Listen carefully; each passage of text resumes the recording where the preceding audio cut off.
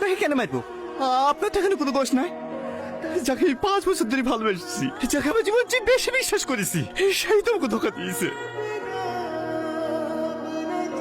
তোরা যা, আমি আসছি। বেশি লেট করিস নি, 10:30 বেজে গেছে। ঠিক আছে ঠিক আছে, যা। ক্লাস শুরু হওয়ার আগে আমি পৌঁছে যাব। চলো, আমার জামা কাপড় সব ব্যাগে ভরে নিয়েছি।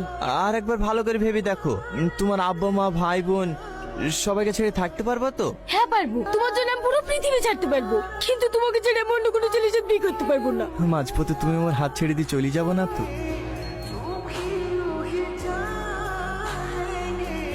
বাবু চলে এসি মধু। আর সকাল থেকে জান্নাত ছটফট ছটফট করছিল তোকে দেখার লাগি। তোর আব্বাকে ফোনটা লাগাতে বললো, ফোনটাও লাগলো না। বাড়ি এসে তো ফোন করে জানাবি নি? কষ্টে তো খুব ভালো লাগে না। খাওয়া দাওয়া ঠিক মতো করিস নাকি? এমনি অনেকদিন পর তোমাকে দেখলাম তো, তাই।